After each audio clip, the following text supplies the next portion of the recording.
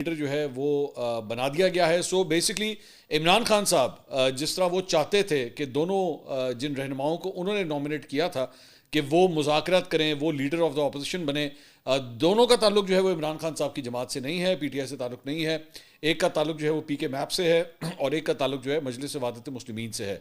دونوں جماعتیں مجلس وحدت مسلمین تو خیر پاکستان تحریک انصاف کی پرانی اتحادی بھی رہی ہے, ان کے ساتھ مل کے انہوں نے الیکشنز بھی لڑے ہیں. پی کے میپ جو ہے وہ البتہ ان کے ساتھ الیکشن کیمپینز میں تو ساتھ نہیں رہی ہوئی, ماضی کے اندر الیکشنز نہیں لڑے ہوئے, بلکہ ایک زمانے میں تو بڑی آپس میں جو ہے وہ کشیدگی بھی ہوتی تھی دونوں رہنماؤں کے درمیان, لیکن اب حالات جو ہیں وہ بدل گئے ہیں. دوسری بات یہ کہ I think this is a good step. یہ سیٹیں میں ہمیشہ اپنے پچھلے ویلاگس میں بھی یہ کہتا رہا ہوں کہ ڈیموکریسی کے لیے, جمہوریت کے لیے یہ بات ضروری ہے کہ کسی صورت جو ہے وہ یہ سیٹیں خالی نہیں ہونی چاہیے. فنڈامنٹلز ہوتے ہیں, پلرز ہوتے ہیں کسی بھی ایک ڈیموکریٹک سسٹم کے, جس کے اندر ایک صدر کا ہونا, وزیر اعظم کا ہونا, وزراء اعلیٰ کا ہونا, لیڈر آف دا اپوزیشن ہونا, چیئرمین آف دا سینٹ ہونا, اسپیکر ہونا. یہ تمام ایسے عہدے ہیں جو ایکچولی جب پورے ہوتے ہیں تو تب آپ کا پارلیمنٹری سسٹم جو ہے وہ کمپلیٹ ہوتا ہے. تو اچھی بات ہے, ایون دو میرا خیال میں ان نیسیسری بلا وجہ اس معاملے کے اندر جو ہے وہ ڈیلے کیا گیا جس کی ضرورت نہیں تھی. یہ ساری چیزیں پہلے بھی ریزالو ہو سکتی تھی, لیکن اس کو بلا وجہ جو ہے وہ کھینچا گیا. کچھ پارٹی کے اپنے اندر بھی جو ہے وہ اختلافات موجود تھے جس کی وجہ سے کچھ چیزیں جو ہیں وہ ڈیلے ہوئیں, لیکن ultimately now they have been resolved. علامہ راجہ ناصر عباس صاحب انہوں نے سینٹ میں بطور اپوزیشن لیڈر اپنا پہلا خطاب کیا. انہوں نے کہا واضح کرنا چاہتا ہوں کہ میں عمران خان کا باوفا ساتھی ہوں, مجھے سینیٹر بھی اس نے بنایا ہے, کبھی بھی اصولوں پر سمجھوتا اور آئین کی خلاف ورزی نہیں کروں گا. پاکستان کی حفاظت, اس کی سلامتی کے لیے جو بھی بن پڑا وہ میں کروں گا. فروری کے بعد ملک سیاسی بحران اور بے چینی کا شکار ہے. آئین کے دائرے میں احتجاج ملک کو مضبوط بناتا ہے. سیاسی بحران کا واحد حل عمران خان کی رہائی ہے. ایوان میں مطالبہ کرتا ہوں مقبول سیاسی رہنما کو جیل میں رکھ کر ملک آگے نہیں بڑھ سکتا. مظلوم کے ساتھ کھڑا ہونا ہماری اخلاقی اور آئینی ذمہ داری ہے. ذوالفقار علی بھٹو اور بے نظیر کی جان دی گئی, اب عمران خان کو نشانہ بنایا جا رہا ہے. حکومت سیاسی قیدیوں کو معاف کرے, حکومت کو فائدہ ہوگا. عمران خان پاپولر لیڈر ہے, نیشن بلڈنگ کے لیے پاپولر لیڈر ضروری ہے. کہا گیا کہ عدلیہ کے خلاف بات نہ کی جائے, کیا عدلیہ کا سسٹم انصاف دے گا؟ اسٹیبلشمنٹ کہتی ہے ہمارا سیاست سے تعلق نہیں, کیا قرآن سر پر رکھ کر کہہ سکتے ہیں اسٹیبلشمنٹ اپنی آئینی حدود میں جائے تو ہم ان کے ہاتھ چومیں گے؟ یہ ملک سیاستدان چلائیں گے, تالے آزما نہیں چلا سکتے. ٹرمپ کہتا ہے ایران پر حملہ کروں گا, ہمیں واضح موقع اپنانا چاہیے, اس خطے پر کسی کو حملے کی اجازت نہیں دیں گے. مقامی لوگوں کی مدد کے بغیر دہشت گردی کا خاتمہ ممکن نہیں ہے. اس کے علاوہ طلال چودھری صاحب وزیر مملکت برائے داخلہ, انہوں نے بھی خطاب کیا. طلال چودھری صاحب نے جناب اپنے خطاب میں کہا کہ نیشنل ایکشن پلان جو ہے وہ اب بھی جاری ہے اور ہم جو کچھ کر رہے ہیں خیبر پختونخوا حکومت آن بورڈ ہے.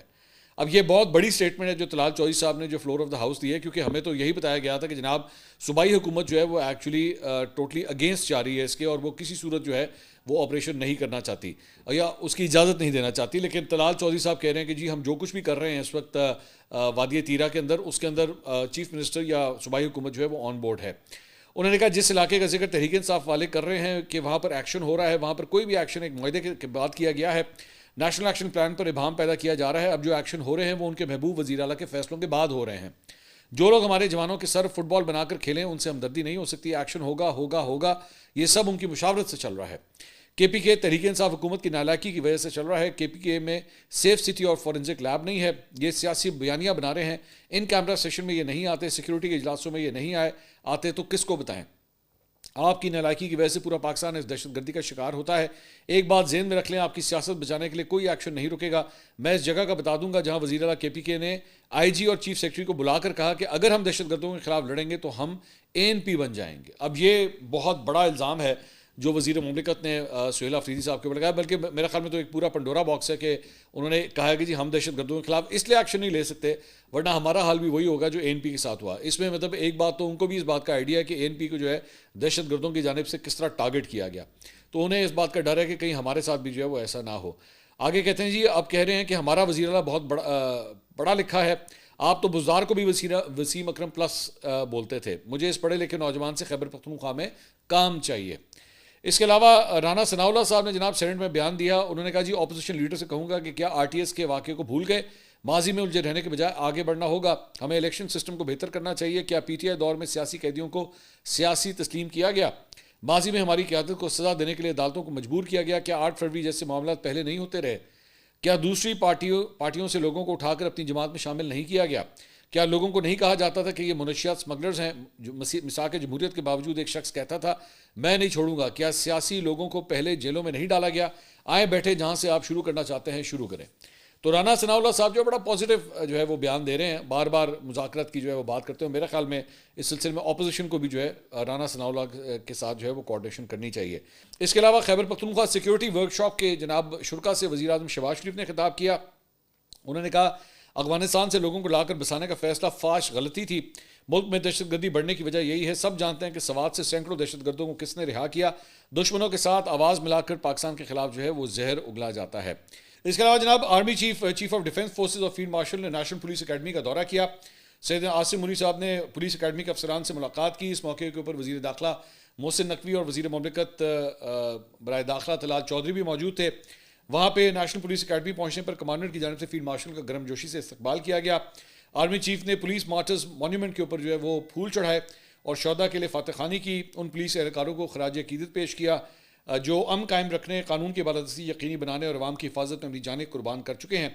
اور انہوں نے خطاب بھی کیا. خطاب میں جو ہے وہ انہوں نے بین الارگنائزیشن تعاون، جدید پولیسنگ کے طریقہ کار اور عوام کے اعتماد کو بڑھانے کے اوپر جو ہے انہوں نے زور دیا. انہوں نے کہا کہ ایک مضبوط پیشہ ورانہ اور عوام دوست پولیس فورس داخلی سلامتی اور قانون کی بالادستی کے لیے ناگزیر ہے. قانون نافذ کرنا پولیس کا مقدس فریضہ ہے اور مسلح افواج ہمیشہ بہادر اور پرعزت پولیس اہلکاروں کے ساتھ کھڑی ہوتی ہے.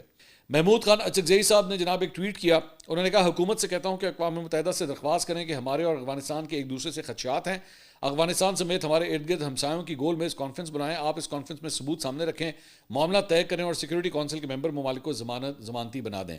اب میں حیران ہوں کہ اچکزئی صاحب اس قسم کی بات کریں. اس قسم کی گول میز کانفرنس تو ہو چکی ہے. قطر کے اندر کیا ہوا تھا؟ جب قطر وہاں پہ بیٹھا ہوا تھا، ٹرکی وہاں پہ بیٹھا ہوا تھا، ترکیہ وہاں پہ بیٹھا ہوا تھا، افغانستان وہاں پہ بیٹھا ہوا تھا، تو پاکستان نے وہاں پہ کیا دکھایا تھا؟ وہاں پہ ڈوزیئرز ہی دکھائے تھے نا، وہاں پہ وہ ثبوت ہی دکھائے تھے.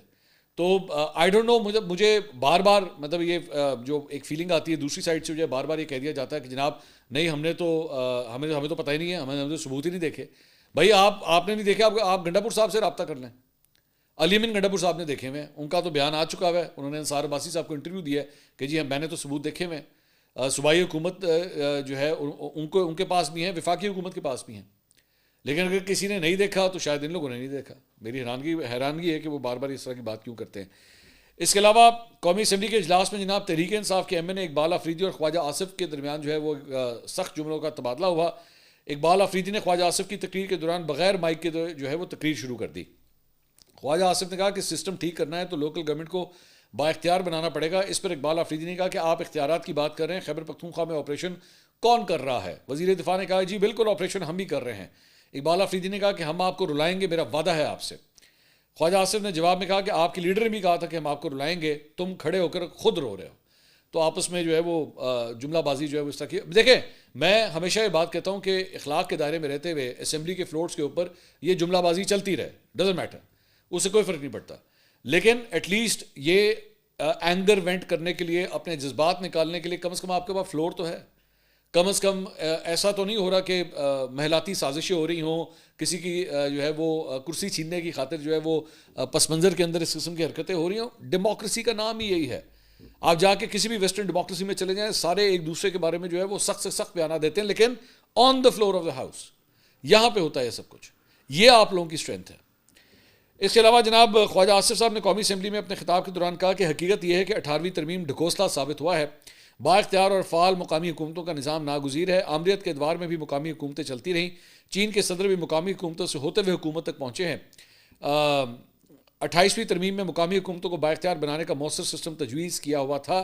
ایک اتفاق رائے تھا کہ مقامی حکومتوں کا نظام جو 18ویں ترمیم میں تجویز ہوا تھا اس پر عمل کریں. ہمیں وہ ترمیم بھی واپس لینا پڑی. جب تک گلی محلے میں نمائندگی نہیں ہوگی تو فائر بریگیڈ ہوگا، نہ کوئی مسئلہ حل ہوگا، اور وزارت دفاع نیوی ایویشن کا فائر بریگیڈ آ کے آگ بجھائے گا. پاکستان میں ایوب خان، ضیاء الحق اور پرویز مشرف نے بھی بااختیار مقامی حکومتوں کا نظام دیا اور باقاعدگی کے ساتھ الیکشن ہوتے رہے. یہاں پہ خواجہ آصف صاحب بالکل صحیح بات کہہ رہے ہیں. اور میرے خیال میں اگر آپ کی جو لوکل گورنمنٹ سسٹمز ہیں اگر اس کو کمزور کیا ہے تو ان تمام سیاسی جماعتوں نے اس کے اندر اپنے اپنے کردار ادا کیے ہیں. کیونکہ یا تو وہ جو ہے مقامی حکومتوں کی طرف جانے سے ڈرتے ہیں کہ جناب اگر ہم نے ان کو با اختیار بنا دیا تو اسی کی کرنا ہے، ہم نے کس طرح بیٹھ کے وہاں کے لوکل ووٹر کے ساتھ اپنے آپ کو اٹیچ کرنا ہے. سارا اختیار جو ہے وہ کام شام کروانے کا تو ان لوگوں کے پاس چلا جائے گا. اور پھر ان کو اس بات کا بھی ڈر ہوتا ہے کہ جناب اب ہم لوگ حکومت میں آ گئے ہیں، ایسا ہی نہ ہو کہ ہم جا کے وہ لوکل گورنمنٹ الیکشن جو ہے وہ ہار جائیں، تو وہ ایک بہت بڑی بےزتی ہے. تو آپ کی تو پھر پروونشل گورنمنٹ جو ہے وہ کس کام کی، قانون سازی کے لے رہے گی بس، اس کے علاوہ اور کچھ نہیں ہے. یہ انسیکیورٹیز ہیں جس کی وجہ سے یہ چیزیں آگے نہیں جی. اور یہ جو